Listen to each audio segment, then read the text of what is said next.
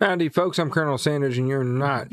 My sister and I are going through her history, and we're learning about World War II right now. So we kind of figured we talk a little about Uncle Harley's involvement with World War II. Now, he was already in his 50s by the time the war broke out, and he wanted to serve his country, but he couldn't. And a lot of you may know about the Manhattan Project. Maybe you watched the movie Oppenheimer. Colonel Sanders was involved in the Manhattan Project, but not in the way that you would think. He was involved in the cafeteria feeding the people who were responsible for it.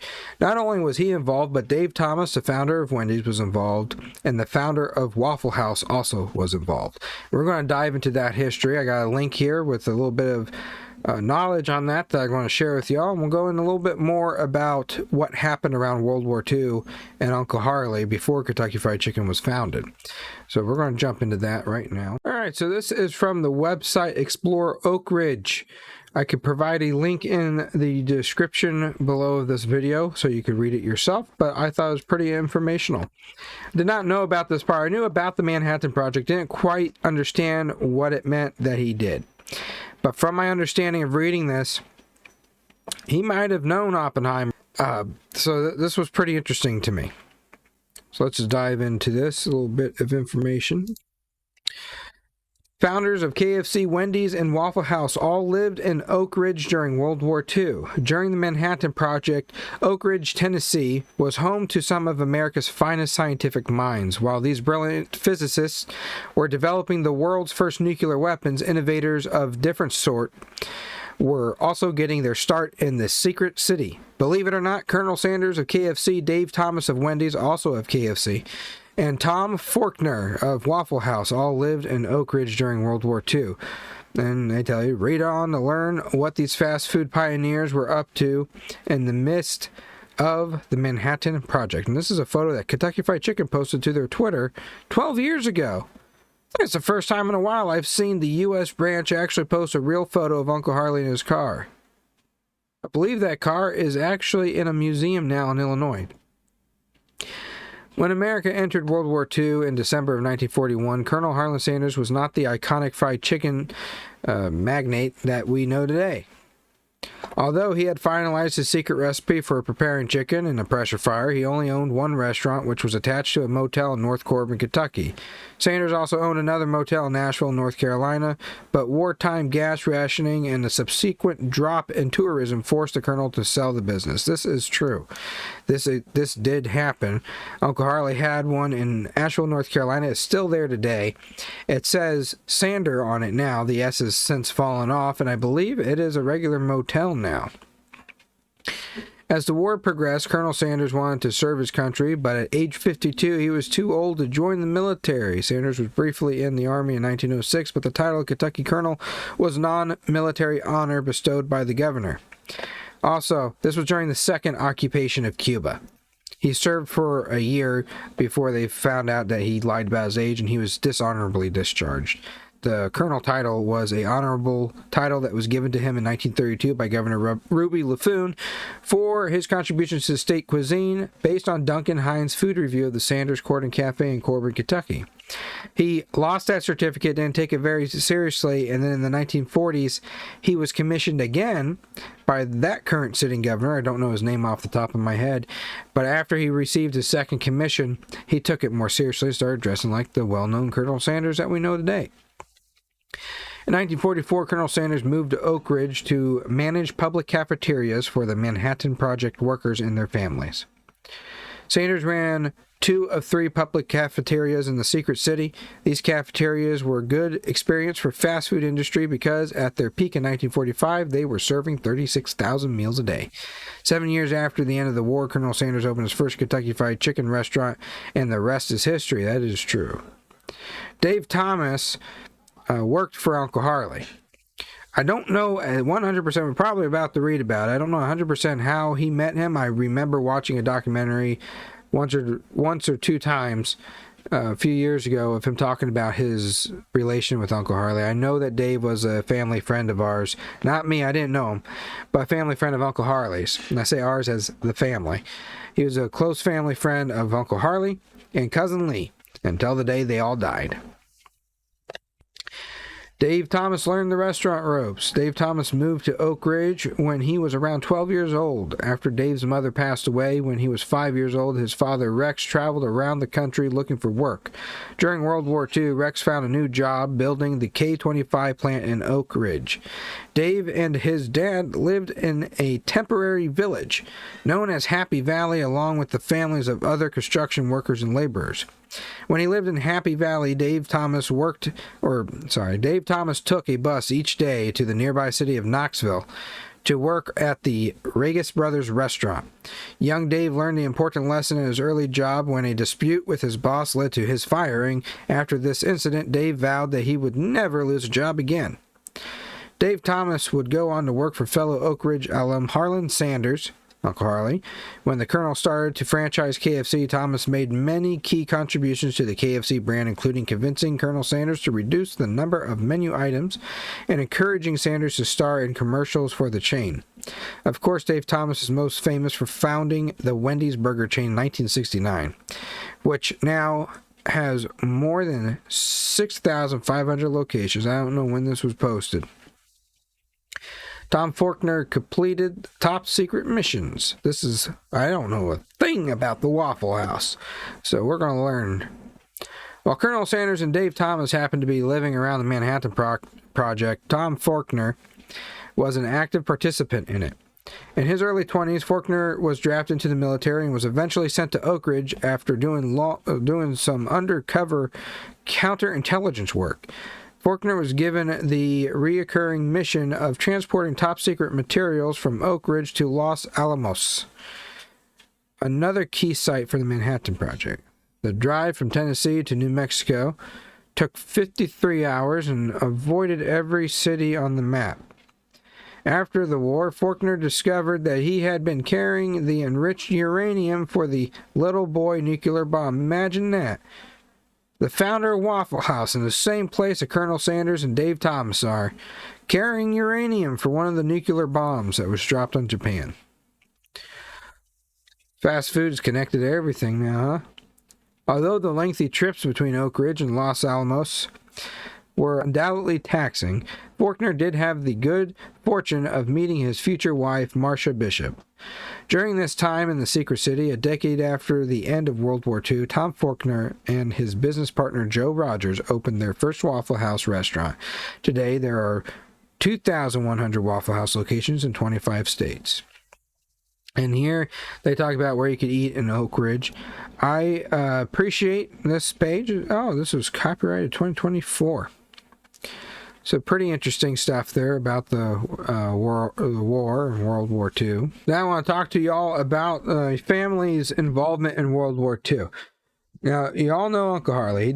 He wasn't involved in the war, but the war affected his business in Asheville, North Carolina. He had to go back to Corbin, Kentucky for work. Well, you know what's close by is Tennessee to Kentucky. So after going back to Corbin, he took up a job as another insurance salesman to pick up some of the slack. The Sanders Court and Cafe in Corbin was still in operation, but apparently he went to Oak Ridge while the Manhattan Project was going on, and he operated 2 or 3 cafeterias for the workers and their families. I don't know if he met Albert Einstein. I don't know if he met Oppenheimer. I don't know if he met any of the scientists that were involved in the creation and development of the nuclear bomb. Now, my sister's lessons, we skimmed through them today, and I just happened to remember that Uncle Harley was involved in some of the stuff, and it tricked my brain. I wanted to make this video to talk with y'all about it. Uncle Jim served during World War II. He was a veteran of World War II. Here's a few photos of him that I'm going to be placing up here along the video. And the Korean War that followed, my great-grandpa Charles was in that as well. They were both around the same age. Grandpa Charles was younger than Jim. Jim was born September 11th, 1917, and Grandpa Charles was born in the 1920s. I believe it was 1921. So they were a couple of years apart, but they served in the military. Also serving during World War II was my great-grandpa Ford on the Ford side. And I could go all about that, but You guys don't follow me for all my family history. You follow me for the Sanders family history and Kentucky Fried Chicken. That is the connection with World War II to Kentucky Fried Chicken. That is a little bit of history. I thought I'd share it with y'all, and I hope that you enjoyed it as much as I did. This video did not take as long as I thought it would. All right, thank you. Ciao. Whoa, whoa, whoa, whoa, whoa. Hold on. Doing my research here as I'm going through what I know, what my family knows, and what I can find online to back it up, so you guys can do your own research too. I found something that caught my eye that I just want to address real quick. This is a website I came across because I was looking for a photo of Uncle Harley in the 1940s. Now this comes from the late 40s. It's a business card, a historic one. You might recognize the photo from some of my other videos that I posted. Right now where I'm at, I don't have access to my family photo album that has all of Uncle Harley's photos in it. I don't have access to my cousin's album right now, so I was trying to find one online, and it's very hard to do. There's some photos, some rare photos of Uncle Harley on the internet without his beard, very young, before he became the famous Kentucky Colonel that we know today, but there are some. But I couldn't find one of him in the 1940s other than this photo here, and I got a little pet peeve with this.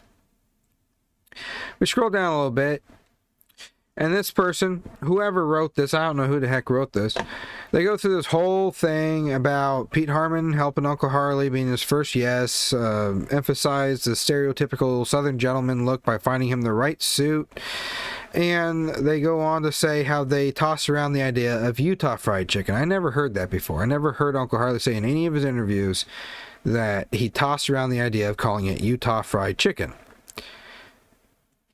I just haven't seen that. I don't know who this person is saying, as I recall, yada, yada, yada. Uncle Harley does not resemble a typical plantation owner.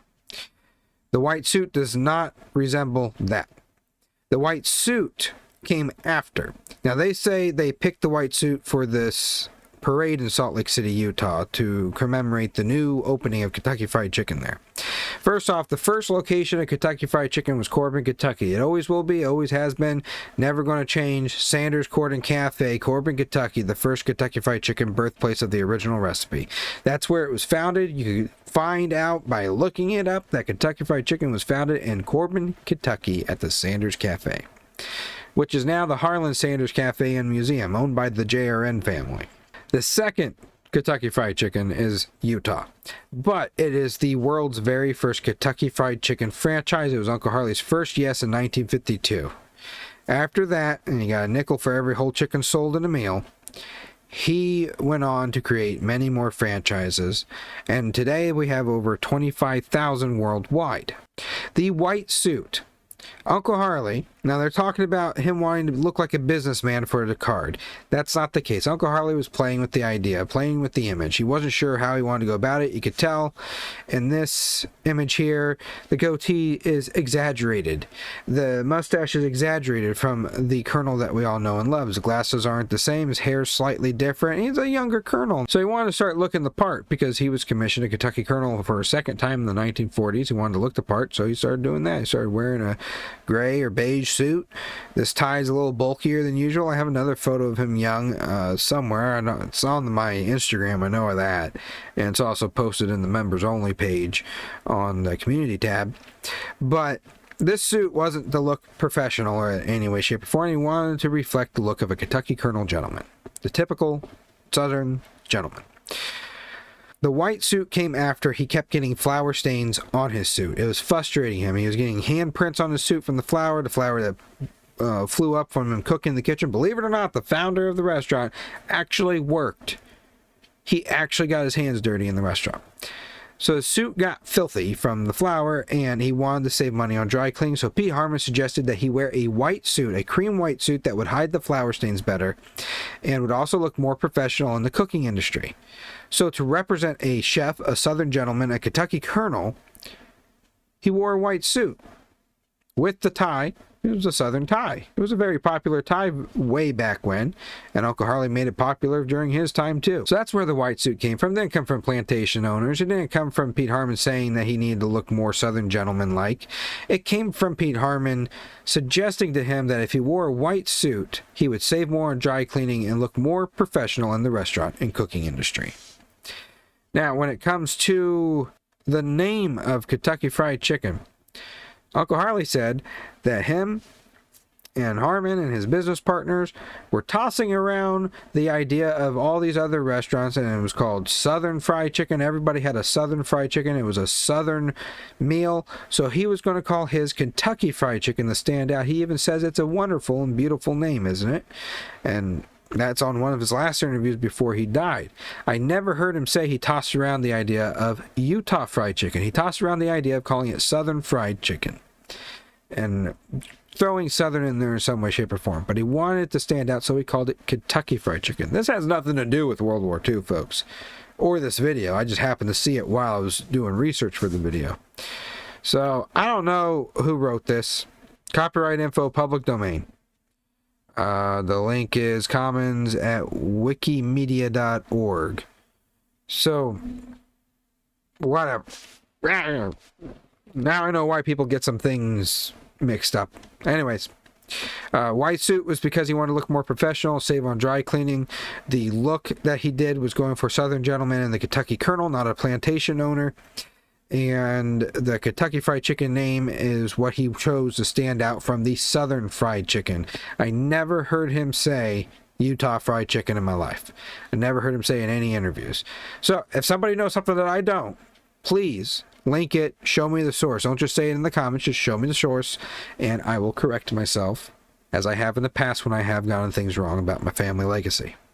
But to the best of my knowledge, I have never heard him say Utah Fried Chicken. I've always heard him say Southern Fried Chicken and Kentucky Fried Chicken. And he loved Kentucky.